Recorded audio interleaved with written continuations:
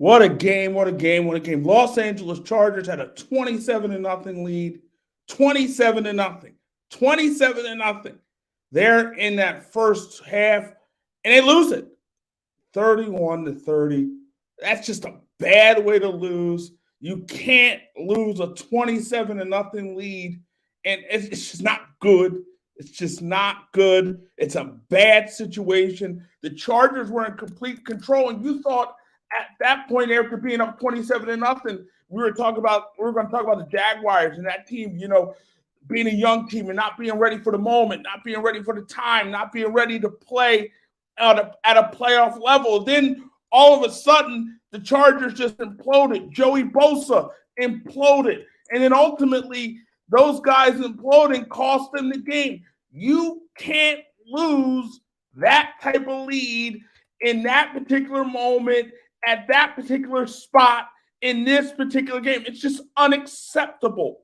It is unacceptable. It's not something that can happen. And you look at the Chargers, it's so interesting.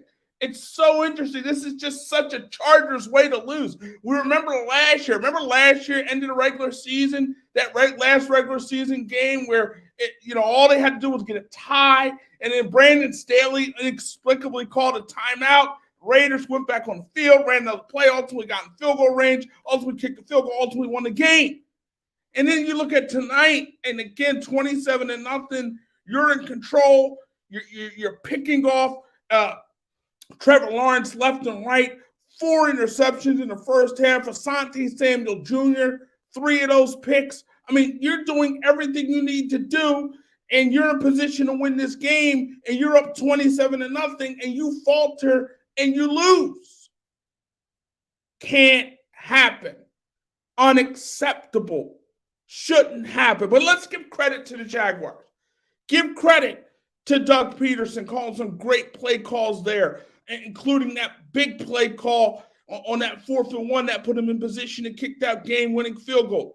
Let's talk about Doug Pederson putting them in position to make those plays. Trevor Lawrence, 4 interceptions. I mean, you throw 4 interceptions in the first half, and then you come back in that second half and was big time, made play after play after play after play, and put your team in position.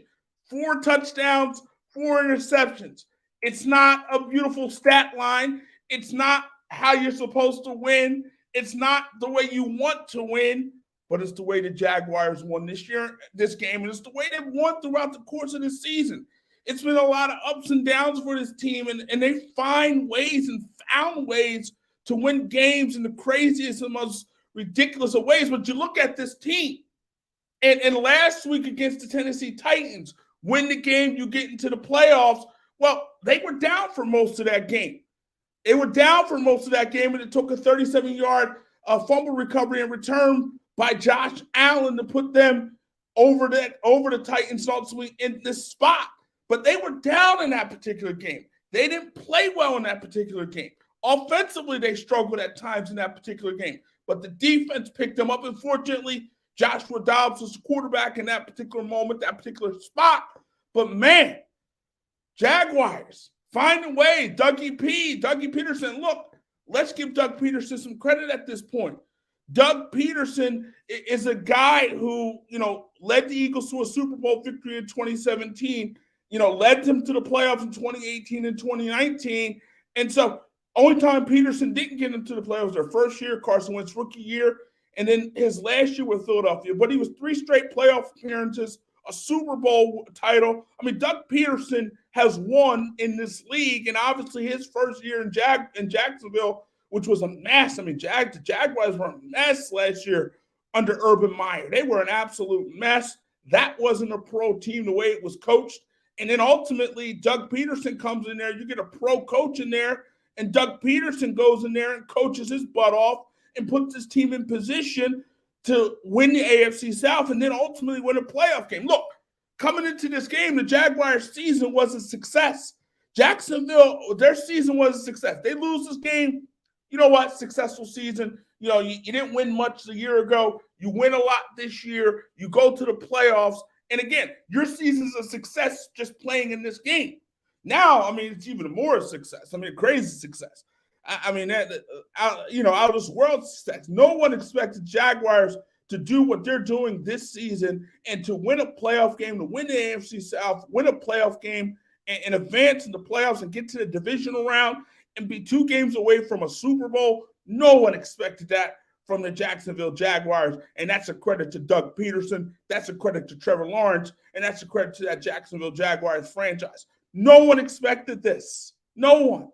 And they're here. And again, no one expected this after being down 27-0. No one expected this team to win after being down 27-0.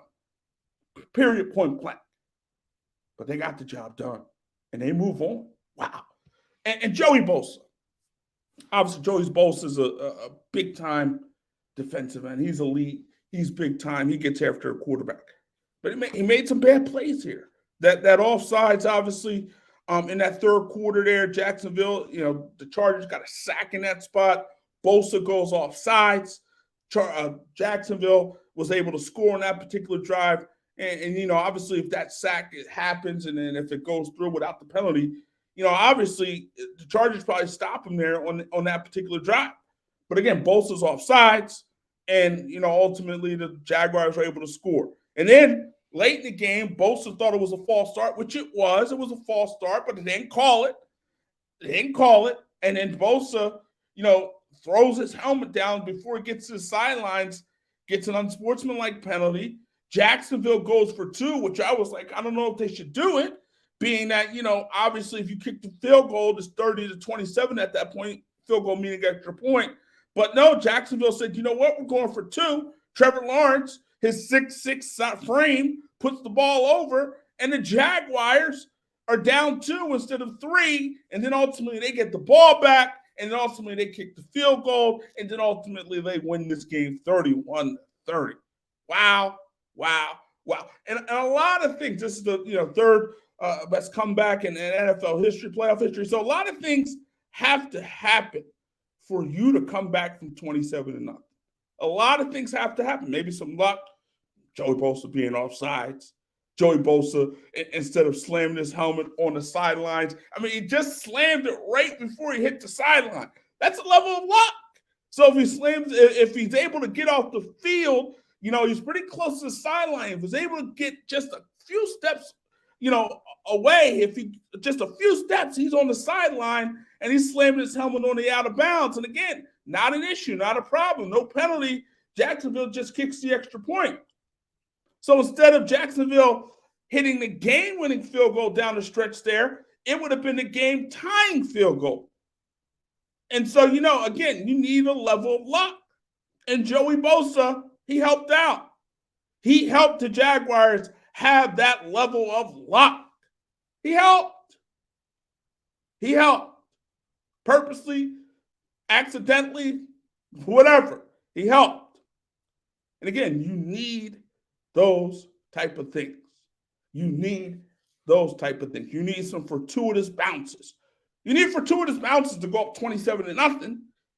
One of them, the ball went off the Clay Brooks' head for the Jaguars there on the punt there. So you need it.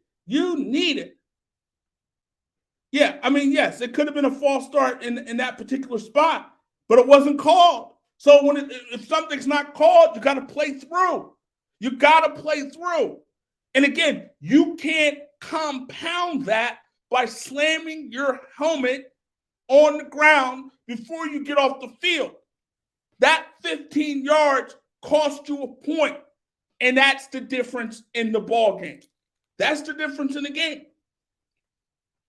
And yes, the false start should have been called. No doubt about it. That was a false start. It was clear. But it wasn't called. And if it wasn't called, you got to keep playing. You got to play through it. You got to keep going, and you got to keep flowing, and you got to try to make the play, and you got to try to get after the quarterback. It didn't happen. So Brandon Staley now, last year, again, last week of the season, just a bad play there down the stretch there where he called that timeout and he really didn't need to. Like the Raiders were playing for the tie. And ultimately they lost and the Chargers lost there, didn't go to the playoffs. And then this year, you get to the playoffs And, ultimately you're there and you're up 27-0. You spot it. You got 27 points, a 27-point lead. And you can't keep it. You can't keep the lead, and you lose the lead, and then ultimately you lose this game. It's unacceptable. It's unacceptable. There's no way that you should lose a 27-point lead. There's no way you should lose a 27-point lead. No way. No way. It's unacceptable. But it happens. It happens. And again, credit to the Jacksonville Jaguars for not giving up. They did not give it up. They did not give up. You can't give up. You got to keep pushing. You got to keep going. And again, they found ways. They found ways. And Joey Bosa, say what you will about him, he helped. He helped. And again, you can't lose your composure the way Joey Bosa lost his composure today. I mean, he got 2 unsportsmanlike conduct penalties, right? He got the one where, he got the one where he, yelling at the referee after the offsides penalty, and then a few steps away from the sideline. All you got to do is get off the field. All you got to do is get off the field in that spot, in that situation. If you slam your helmet on the sideline, no big deal. Who cares? You're frustrated. We get it. We get it. We understand they missed the call. We get it. We understand. But again, you slammed your helmet in the field of play. And now Jacksonville, instead of kicking the extra point, goes for 2. And again, gutsy call by Doug Pederson, because if you don't get it, instead of 30-27, it's 30-26. And ultimately they went for 2, and they made it 30-28. And that was the difference in the game, that 1 point. And in the playoffs, these teams are so evenly matched in the playoffs, right? They're evenly matched. In any moment, any time, anything can turn the tide. It can turn the tide. And again, 2 plays. And again, it doesn't just come down to 2 plays, obviously. It comes down to more than 2 plays. But those 2 plays stand out. Those 2 plays were game changers. Because you look at it, in that fourth quarter, Trayvon Walker, got the sack there on Justin Herbert. He, got up to celebrate, and he pushed him, which ultimately, turned into a personal foul penalty and cost him 15 yards. I know Cameron Dicker, the kicker for the Chargers, missed a field goal in that spot. But again, you gotta, when you have an opportunity to get off the field, when you have an opportunity to put your team in position to win, and you don't do it, it's tough. It's a tough situation. It's a tough spot, and a lot has to go your way for your team to win. And a lot happened for Jack. Cameron Dicker the kicker. This guy was super accurate throughout his time with the Los Angeles Chargers. He darn near was automatic throughout the course of the season. Remember, for the Eagles, he played a game for the Eagles when Jake Elliott was down, and he made some big kicks in that particular game against the Arizona Cardinals that got the Eagles a victory. And then here today, you figure Cameron Dicker, he's going to kick a field goal, and he's going to get the job done for you late in that game, and he misses. Cameron Dicker doesn't miss. He doesn't miss, and he missed it. Again, you need luck. You need some fortuitous bounces, and you need a little thing to go on your side. He missed a 40-yard field goal. That's a very makeable field goal in this league. That's a makeable field goal in the NFL, right? And so Cameron Dicker has been balling this year. Dicker the kicker. He's been balling big time, making play after play. And he misses a 40-yard field goal that would have put you up 2 touchdowns, 33-20. And Cameron Dicker in that spot doesn't make the field goal. Again, when you're in that position A lot has to go your way. A lot has to go your way. And Cameron Dicker, the kicker, misses a big field goal down the stretch there. Misses a big field goal. The guy in the regular season was 21 for 22. Cameron Dicker was 21 for 22. So he doesn't miss. And Cameron Dicker misses a 40-yard field goal there in that fourth quarter. Would have put the Chargers up 33-20 and would have forced the Jaguars to have to score a touchdown on that final drive in that particular spot. That changes things. That changes it. Not to say the Jaguars wouldn't have scored in that position, but again, it changes things. 33-20 changes things.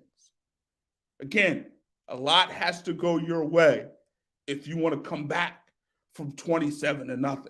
And you, when the Jaguars scored before halftime, that was huge because there was life. There was life. You know, a 20-point deficit is different than a 27-point deficit. A 20-point deficit is more manageable than a 27-point deficit. But again, credit to this Jaguar team. Kept pushing, and ultimately put themselves in position to win this particular game. Again, I was looking, 27, when you saw 27-0, you're saying to yourself, wow, Trevor Lawrence in his first playoff game came up small. Trevor Lawrence in his first, that's what you're saying. That's what you're saying. When you're seeing that first half, wow, it's just this moment, it may be too big for the second-year quarterback. At this moment, maybe it's just too much for this kid. Maybe it's too much for this young football team, coming into this game. Maybe it's too much. Maybe they're just happy with just making the playoffs, which would be understandable. And so considering what this team was a year ago. But man, credit to Lawrence, his resolve and how resilient his was, his toughness, his stick-to-itiveness, his ability to just keep going and refusing to quit. I mean, credit to him and credit to this team. Like, they didn't quit. That crowd out there in Jacksonville was huge. And that crowd, credit to that Jacksonville Jaguar crowd. That crowd was big last week against the Titans. They came up big against the Titans, and that crowd was in the game. Their energy was great. And again, their energy, while they were very quiet in the first half, understandably so, 27-0, really not much to cheer about. I mean, the whole team didn't have much to cheer about, so you're going to be quiet. It's going to be like a church mouse up in there. But that crowd came up big, and that crowd gave this team energy. And they fed off that crowd. They fed off that crowd. They fed off their home team, their home crowd. And again, that crowd, and again, the playmaking of Lawrence, Etienne, I mean, that all came together when it was time to come together. And again, you need help. You need help. And the Chargers helped them. Joey Bosa helped them. Cameron Dicker helped them.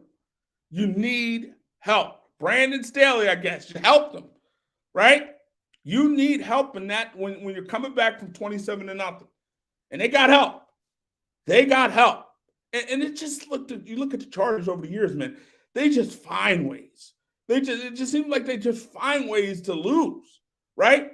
They just find ways to lose. And they found a way. They found a way today. They found a way to lose.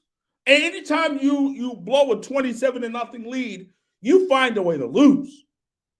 You're looking for ways to lose. 27-0 should be enough.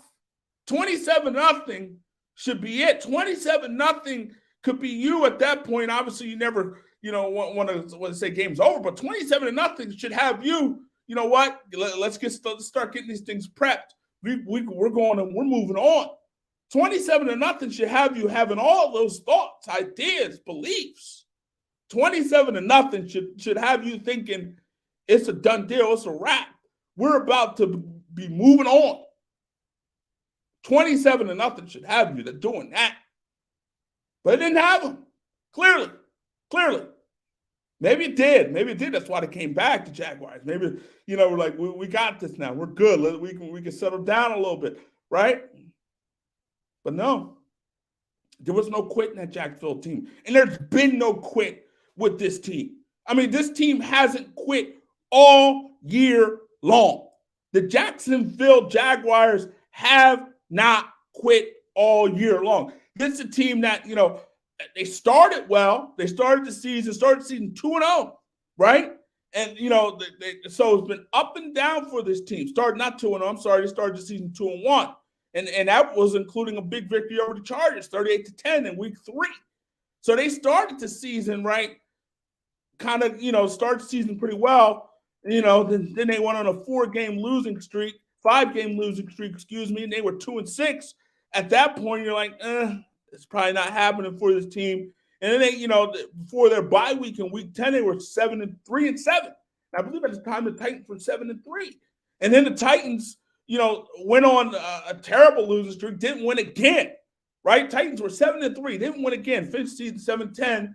And then the then the Jaguars kept winning, got themselves in position, right? They won 6 of their last 7 games, and then, entered the season on a 5-game winning streak, and they put themselves in a position to get into the playoffs. So this is a year for the Jaguars. It's been up, down, right? It's been topsy-turvy. And it helped. It helps that Ryan Tannehill went down for the Titans. That helps, right? Because the Titans didn't really have much at the quarterback position.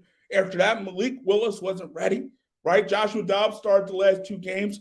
And, obviously he played okay, but it wasn't good enough. And so the Tennessee Titans, doing what they did, imploding and falling apart, That helps. But again, credit to Doug Pederson. And I said this earlier, let's say it again. Let's start giving Doug Pederson his credit as one of the better head coaches in this league. I mean, he came into this Jacksonville Jaguar team, and again, this was a good job. This was a good job for any coach to want to take, because you have Trevor Lawrence. So anytime you want to win in the NFL, you need a quarterback. And when a franchise has a quarterback, you're saying, okay, wow, we're in a good spot. We got our quarterback. We got a quarterback that can play in this league, who has all the ability, has all the tools, the size, prototypical quarterback. We have it all in Trevor Lawrence. So this job is appealing for that reason. That's an appealing job, the Jacksonville Jaguar job. And Doug Pederson took the job and came in and did and is doing big-time things for this team. Doing some big-time things. Gave structure to this franchise and put this team in position now where they're 2 games away from going to the Super Bowl. No one thought, and again, I'm not saying Jacksonville Jaguars are going to the Super Bowl, but they are 2 games away from going to the Super Bowl. That's a fact. So no one expected this. No one thought this was possible, especially after 2-3-6, 3-7. No one expected no one thought this was possible. After being 3-7, who thought this was possible? Right? No one, especially when the Titans were 7-3. No one expected this. But it happened. And that's a credit to a team that never gives up. They never give up. They never give in. And they keep going.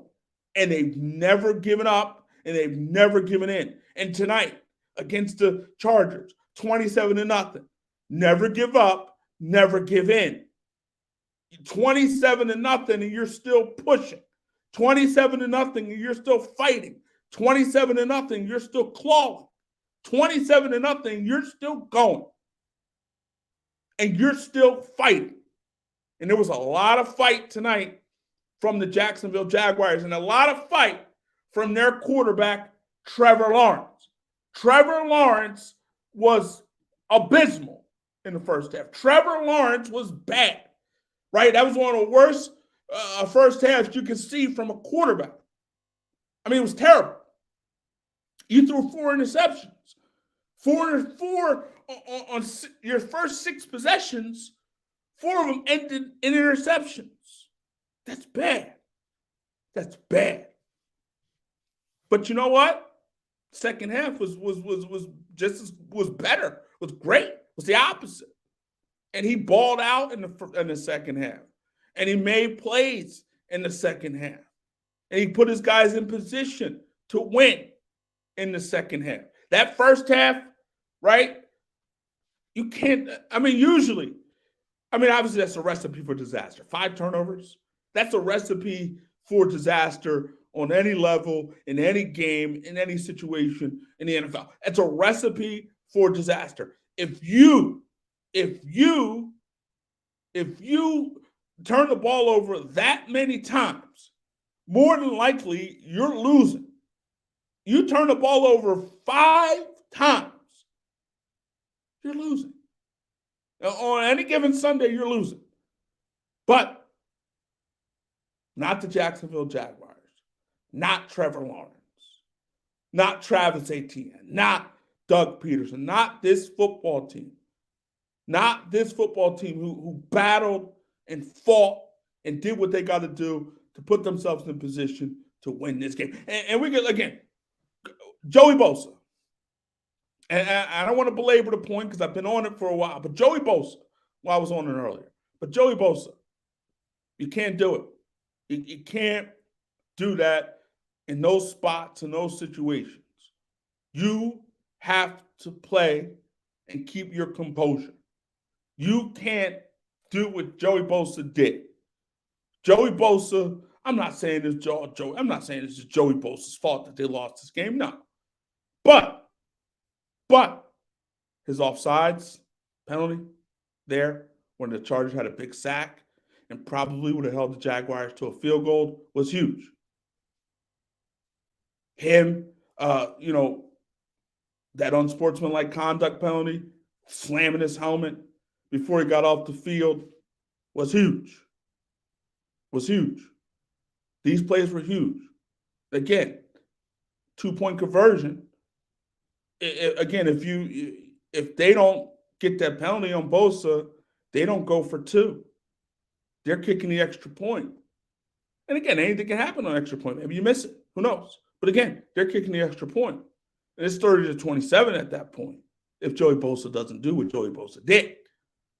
But he did it. And again, the Chargers had an opportunity to stop on a 2-point conversion. They didn't do it. They didn't stop him.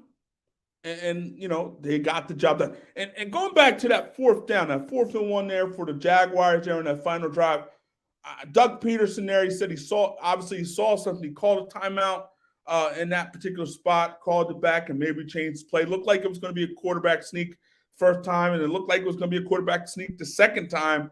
But, he pitched it to Etienne, and then Etienne was doing what Etienne did and got the first down and got some big yardage on that 4th and 1. So at that spot, I was like, I don't know, man. I don't know if he should call that timeout there because they had 3 timeouts. If they get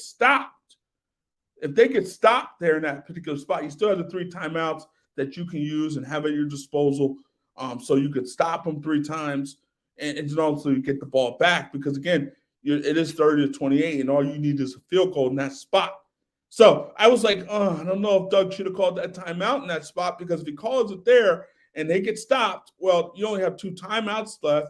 I believe it was like 1:20 left in that particular game at that spot. So if you get stopped there and you only have the 2 timeouts there, well, at that point, you're not going to be able to stop. You only stop the clock twice. And you're only going to have a little bit of time to do whatever you wanted to do. So the game would have been over at that point if they would have got stopped. So I was like, maybe Doug shouldn't call the timeout there. But it turned out it was a great call because he called the timeout. Seemed like he may have changed the play up a little bit. And it worked. And it worked to perfection. Doug Pederson, big-time coach. He's a big-time coach. Super Bowl winning coach. Been to the postseason, 3 straight years in Philadelphia. He's big-time. In his first year in Jacksonville, gets this team to the postseason after being 3-7, after getting off to a bad start, and comeback victories, over the Titans, comeback victories, over the Cowboys, and a comeback victory today. It's not like, this team has come back and battled and come back and battle and got some big wins in places and spots where you didn't think they were going to win. And that's a credit to coaching. That's a credit to the players and the coaching, and the players believing in the coaching staff and believing in Doug Pederson and believing what these guys are doing on the field, believing in it, believing what the coaches are preaching day in and day out, week in and week out. They believe it. They believe it. And they believe in Doug. They believe what he brings to the table. They believe. They believe. And so a credit to everybody associated with this organization. Credit to the quarterback. Credit to Pederson. Credit to everybody. Crazy stat, right? Chargers, right? Becomes the first team in NFL history, first team in NFL playoff history to lose with a 5+ turnover margin. So, again, you have 5 turnovers. You create 5 turnovers and you lose? Wow, that doesn't happen. History tells you it doesn't happen. Chargers became the first team in NFL playoff history to lose with a 5+ turnover margin. So history tells you that when you turn the ball over, the way the Jaguars did, when you create the turnovers that the Chargers did today, well, you win. You win. You don't lose. You win. You win. And the Chargers, in the most Chargerous way, found a way. And I got to say found a way, because they found a way to lose, being up 27-0 in the first half. Found a way. It's unacceptable, man. It's just unacceptable. You can't lose a 27-point lead in the playoffs or any game. Can't lose it. Unacceptable. Can't win with them. Can't do it. And so Brandon Staley has done it again. He's done it again. Has blown another one. Another one. Done it again. And then Chargers go home in unbelievable fashion. And the Jacksonville Jaguars are going to the divisional round. Again, what a comeback. What a comeback. What a comeback. Jags are moving on to the divisional round, coming back from a 27-0 deficit, the third largest comeback in NFL history. Brandon is done. Maybe. Maybe, right? Maybe. Like, that is amazing. How that happens is amazing. How they let that happen is unbelievable. How they let that happen is just crazy. But it happened. It happened. And you know, games are never over. It's never over, right? It's never over. If you believe, if you push, and a few things happen to go your way, Joey Bosa, Cameron Dicker, few things go your way, getting away with a false start penalty, right? Getting away from that, getting lucky in the official not calling that. If you have those things happen, there's a good chance, right? You can come back, but you need some luck. You need some fortune. You need a few things to go your way. And more than a few things went the way of Trevor Lawrence, Doug Pederson, and the Jacksonville Jaguars. They're moving on. They are moving on 31-30, right? 27-0, right? You remember Al Michaels was saying, well, I doubt this game goes to overtime. I don't think this game is going to overtime. And he said that earlier in the game. And you know what? It almost went to overtime. It almost went to overtime. And again, if it wasn't for Joey Bosa, maybe it does go to overtime. If it wasn't for Joey Bosa slamming his helmet right before he was supposed to get to the bench, or he was walking to the bench, all you had to do was take a few more steps, and you could have slammed away. That was boneheadedness. That wasn't smart football.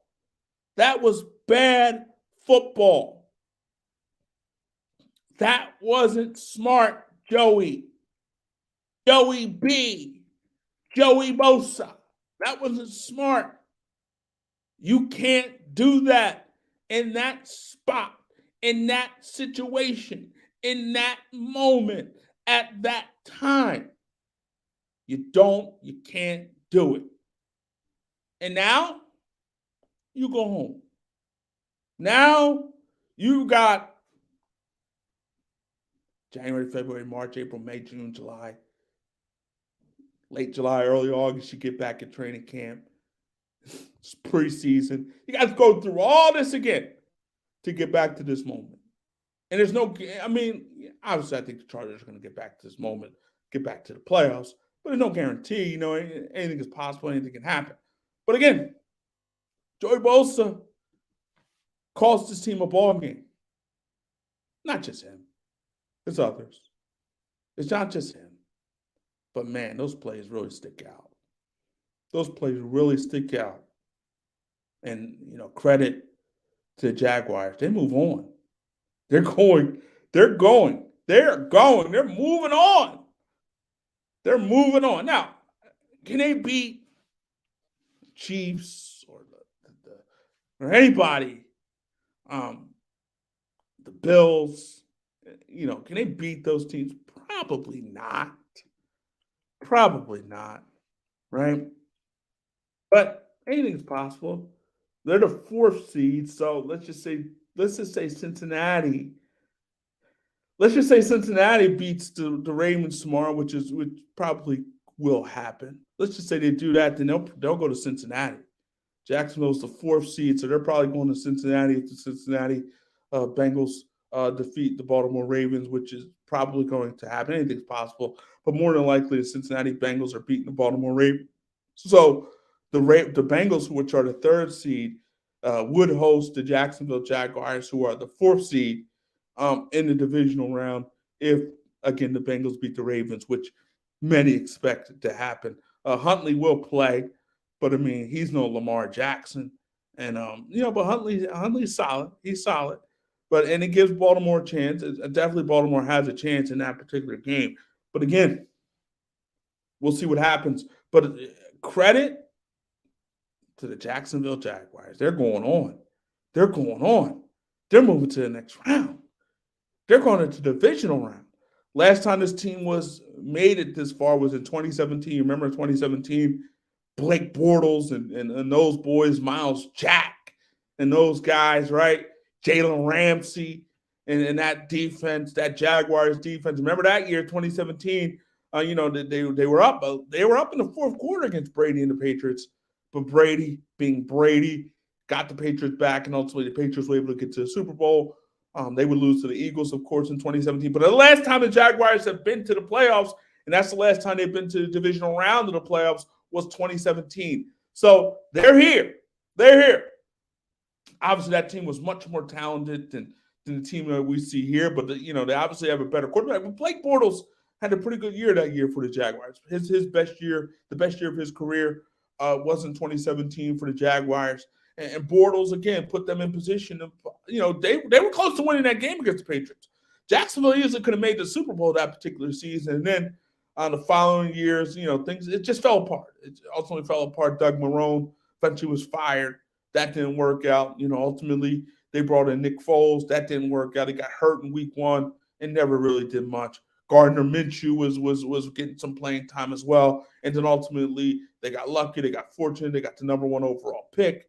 Trevor Lawrence came along. Then Urban Meyer came along and replaced Dougie Marrone. And Urban Meyer last season was an absolute mess, doing alleged things in bars with females and so on and so forth, and just doing some crazy stuff. And ultimately, he was fired before the end of the season. And then they decided, you know what, we got to get a professional coach in here. We got to get a guy who's won before in this league. We got to get a guy who's competent. We got to get a guy who's had a lot of success in this league.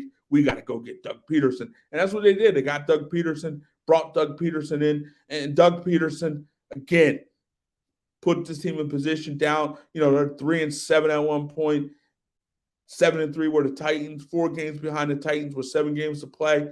Usually that's a recipe we're saying for saying, you know what, better luck next season. You know what, the season is over. But the Jaguars kept pushing. The Titans kept helping them. They kept helping them. Tannehill going down helped. Malik Willis not being ready helped. And again, ultimately the Jaguars in week 18 got some luck there, Joshua Dobbs. And again, the Titans were leading for most of that game. But credit to the Jaguars team. They don't quit. It doesn't matter. They don't quit. Whether they're 3-7, they don't quit. Whether they're, getting beat by the Cowboys for most of that game, they don't quit. Whether it's last week against the Titans, they don't quit. And whether it's 27-0 tonight against the Chargers, they don't quit. And there was no quit in this team tonight, and there hasn't been any quit in this team throughout the course of this season. Will it end next week? Maybe. You know what? But who cares? If you're a Jaguars fan, who cares? You're on borrowed time at this point. This is house money at this point, right? No one cares what happens with Jaguars at this point in the season. Who cares? Their season is a success. Who cares, right? This season was already stamped success the moment they won the AFC South. Now we can double stamp it as success after winning a playoff game. This season is a success. And a credit to Doug Pederson. He came in and he turned this team around. And Trevor Lawrence took that next step as a signal caller. 25 touchdowns, only 8 interceptions in the regular season. Threw half of that today, but he found a way. He came back. But again, so that's coaching. That's Doug Pederson coaching these boys up. That's Doug Pederson, inspiring these boys and motivating these boys and staying behind these boys and pushing these boys to new heights, new levels. Because this is new heights and new levels for this team. Again, they haven't been in the playoffs since 2017. They haven't been there since then. And they haven't been to this the farthest they've been since 2017.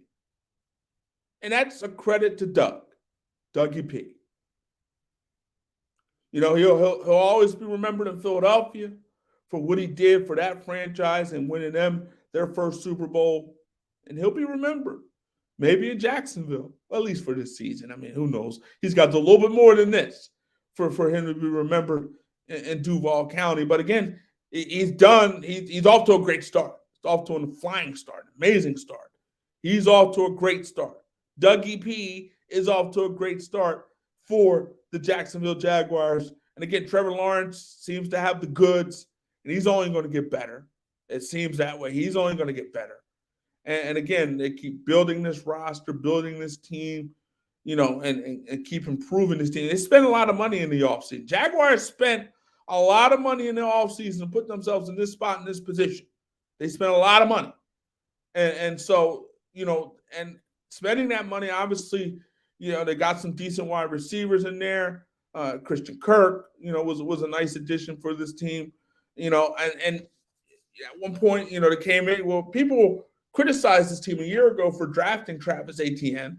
But again, he's been a big, player for this team and this explosive player, can make explosive plays. They traded away James Robinson, and James Robinson was off to a decent start for the Jaguars. So okay start, but they traded him. And again, it gave Etienne an even bigger role for this team. And Etienne is playing some big-time football for the Jacksonville Jaguars, making big-time plays, including that 4th and 1, where, he made a big run there in that spot to put this team in field goal range to ultimately salt this victory away for the Jaguars. So, people criticize the Jaguars for taking ATN in the first round, but it's turning out to be a very good pick because of what he does in the backfield and out of the backfield. The guy is a weapon.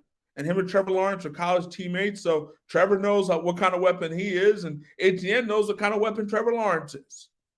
And those guys were weapons with Clemson. Is why they won, national championships there. Dabo Swinney and those boys out there in Clemson. That's why. Because of ATN, because of Trevor Lawrence, because of those boys and their playmaking ability. But again, you got to look at this game. And I said it before, I'll say it again. You need a lot of fortuitous things to happen when you want to come back from 27-0. You need fortune to be on your side. Because with that type of deficit, your margin for error is not the same. So you need things to go your way. You need things to be on your side. You need things to be there to help you along the way. You need fortune. And they got fortune. They were fortunate. They were fortunate that Joey Bosa lined up over all sides in that third quarter there. Fortunate. Him lining up all sides, negated a big sack and ultimately helped the Jaguars to score and make it 27-14 in the third quarter. Fortunate. They were fortunate in the fourth quarter. Cameron Dicker, 21 for 22 in the regular season, 95%. He's made 95% of his field goals, 21 for 22 in the regular season, right? Made his first 3 field goals tonight. And then Dicker, the kicker, misses a 40-yard field goal. Instead of 33-20, it was still 30-20. Then you score a touchdown to make it 30-27. Instead of kicking the extra point to make it 30-27, make it 30-26, Instead of kicking the extra point to make it 30-27, right? Joey Bosa, instead of just going off the field and slamming his helmet on the sideline, decided to slam his helmet on the football field, the field of play. And then, instead of going for the sure thing, most of the time, the extra point, he decided, 15-yard penalty, ball's going to be at the 1-yard line. We're going for 2. Trevor Lawrence goes for 2, puts the ball over. It's 30-28. Get the ball back in that spot, in that situation. Ball's back, right? You're driving. 4 for 1. Dougie Pederson sees something. You know what? Jackson has 3 timeouts. Let me call a timeout in this spot. Mind you, calling a timeout in that spot says, you know what? If you get stopped, that's the game. Then pretty much the game at that point if you get stopped. But they didn't get stopped. Travis Etienne, with a big-time run, puts them in position to salt it away with the big kick at the buzzer. Put the game away and to move the Jacksonville Jaguars. Yes, the Jacksonville Jaguars are going to the divisional round of the playoffs in the AFC. If I would have said that, if anybody would have said that at the beginning of the season, you would have said, no way, no how. If I would have told you that when they were 3-7, you would have said, no way, no how. So that's 10 games in. If I would have told you that, you would have said, no way, no how. But they found ways. They won 6 of their final 7 games. Ended the season on a 5-game winning streak. Right? Ended the season on a 5-game winning streak. And ultimately beat the Titans in Week 18 to get to this spot. Credit to them. And during that 5-game winning streak, they beat the Titans twice, which helped. Beat the Cowboys in overtime, comeback victory, comeback fashion. And then now you get this tonight, overtime. not overtime, regulation, but comeback fashion, 27-0. First half, 4 interceptions in the first half, 5 turnovers in the first half. Anything that could have went wrong in the first half. But anything that could have went right in the second half, for this team. Again, fortune was on their side. Luck, a little bit, was on their side. You need it. You need it when you come back from that deficit. You need it. And the Chargers, being the Chargers and doing Charger-like things, that helps too, right? Joey Bosa did Charger-like things. That helps. Charger-like things. Cameron Dicker did Charger-like things.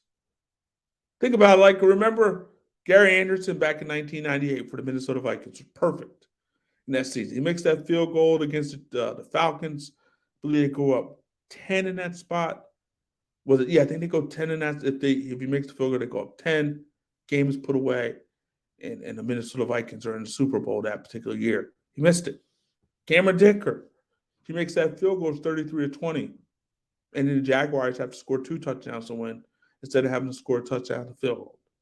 Changes things. And, obviously they were able to put themselves in a position just having to kick the field goal. They were able to take the clock pretty much down to nothing. They did take it down to 0. They were able to do it. So if they had to score a touchdown, they may not have been able to do that. You don't have that. You don't have that fortune because at that point you have to try to find a way to score a touchdown. So you can't just run the clock out, run the clock down. You got to try to score a touchdown. So you might score a touchdown with some time left on the clock, and you might give the Chargers an opportunity to get the ball back and give them an opportunity at that moment, at that time. They would have to just kick a field goal. And we're going on the premise that Cameron Dicker makes that 40-yard field goal instead of 33-27. 33-20. Instead of 30-20, it's 33-20 at that point. So, look, it's butts, pretzels, and nuts, right? Ifs and buts for pretzels and nuts, we have a great party. So, none of that matters. Doesn't matter. But here's what matters. Third best comeback in NFL history. Chargers became the first team, according to Elias Sports, first team to lose with a 5+ turnover margin. That's bad. That's bad. Think about it. Remember a few weeks ago, the Eagles, they had 4 turnovers against the Cowboys. They ended up losing 40-34. Still had the opportunity to win it at the end. But, you put yourself behind the 8 ball when you turn the ball over like that. And now, obviously, going forward, they're either going to they're probably going to play the Bengals in the next round. The Bengals beat the Ravens tomorrow. So, going forward, you play a team like a Bengals, you turn the ball over 5 times, you're probably losing, right? But they were down 27-9, you're probably thinking, okay, they're about to get blown out. 5 turnovers, they're about to get blown out here. And Lawrence just looked bad. It just what is he doing? What is he thinking? What's going on with Trevor Lawrence? Why is he throwing these interceptions, right? I got Asante Samuel Jr. looking like his pops, picking all those balls off, right? You see a Samuel Jr. on the sideline putting up the fingers 1, 2, 3. He looking like his pop out there, making big play after big play after big play. Asante Samuel Jr. picking off Trevor Lawrence 3 times in that first half. He's looking like his pops, right? Playmaking like his pops, right? 1, 2, 3. And again, you're like, wow. Crazy. He looked like his pops in that first half. Asante Samuel Jr. looked just like his pops in that first half. And speaking of his pops, Asante Samuel Jr., right? According to Pro Football Focus, look at Asante Samuel Sr., 7 interceptions in 21 playoff games. His son, Asante Samuel Jr., 3 interceptions in the first half. Right? So he's playing just like his daddy. He's a ball hawk like his daddy.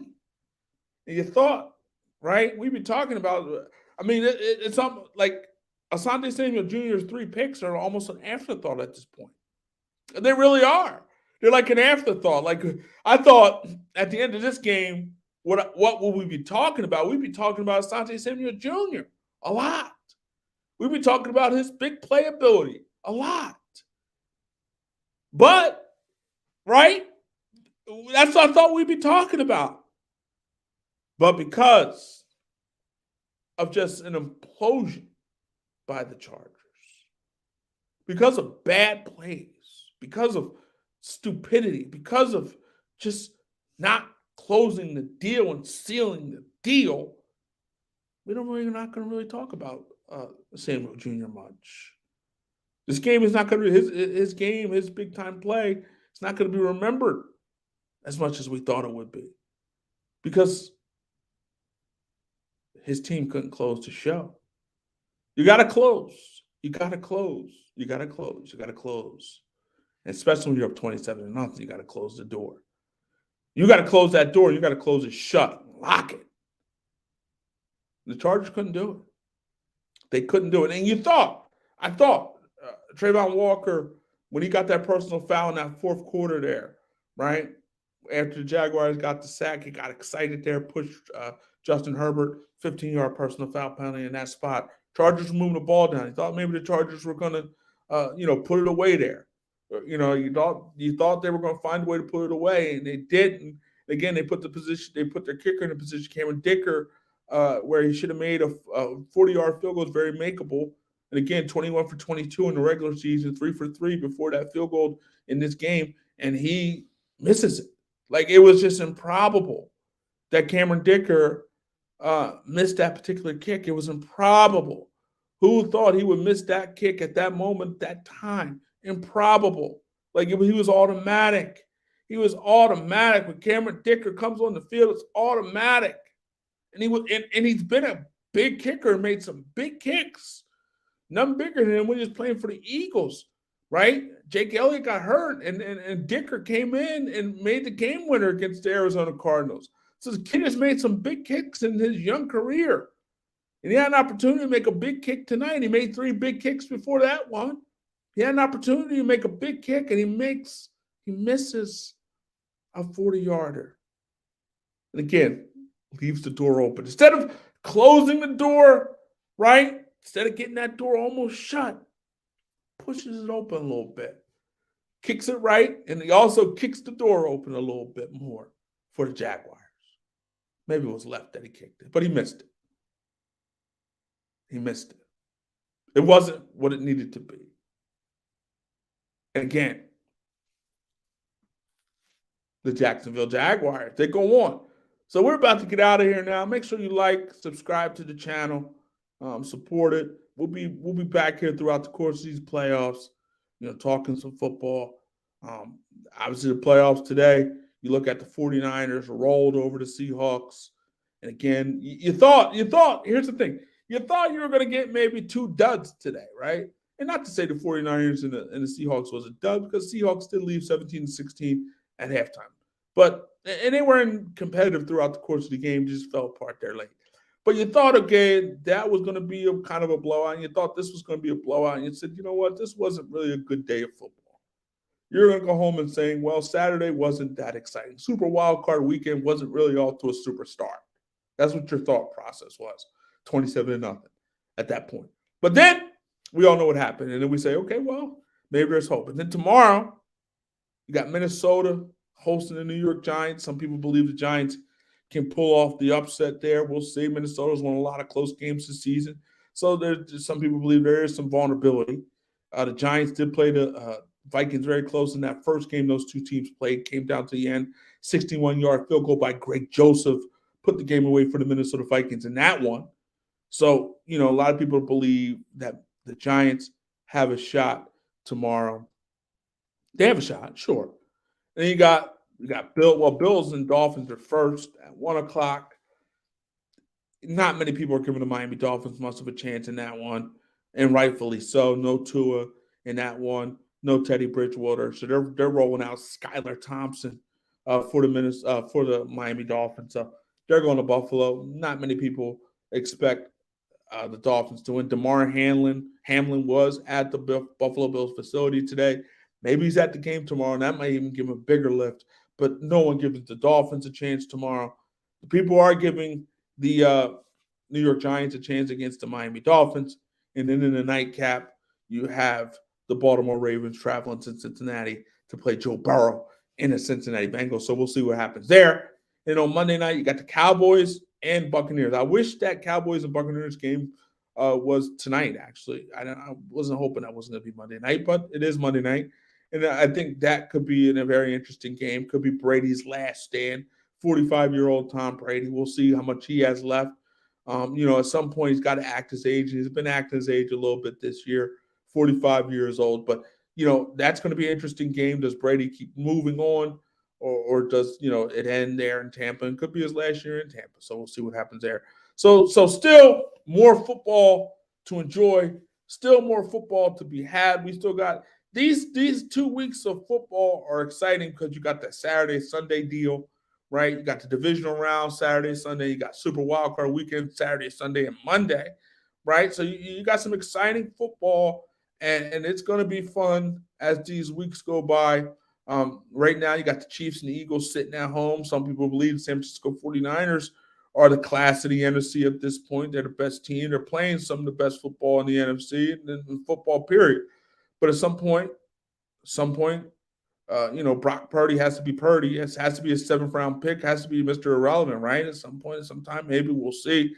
But, we'll see what happens. And some people are talking about the 49ers. And, the 49ers are a team that's winning a lot and obviously on a big-time streak and haven't lost in a long time. But, they played in one of the worst divisions in football. And I'm not taking anything away from the 49ers, but they played one of the worst divisions in football, right? And I'm looking at, who they've beaten over these past few weeks.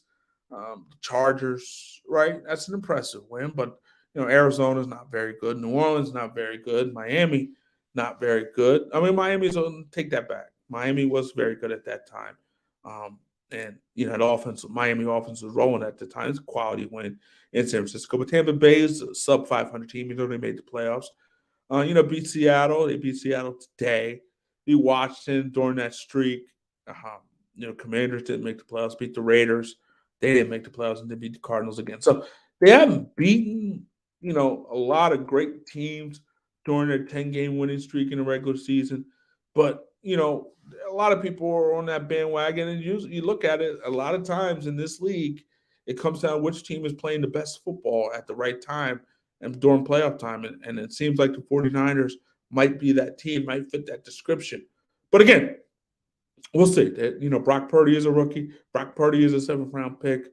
And sometimes people are 7th-round picks for a reason. But Tom Brady, we know what, 6th-rounder, and we know what he turned out to be and what he's done. But again, we'll see what happens. But again, a lot of great football left this weekend. A lot of great football left in these playoffs. Should be fun. And again, we're going to be back here throughout the course of these playoffs talking some good football. So we're about to get out there again. Like, subscribe, support the channel, talking some football. We're out of here. Jaguars beat the Los Angeles Chargers 31-30. Jaguars were down 27-0. And they found a way to come on back. It just epitomizes who the 2022 Jacksonville Jaguars are. They find ways to come back. They find ways when the chips are down. They find ways. And they found a way today. We're out of here. Like, subscribe, support the channel. Later.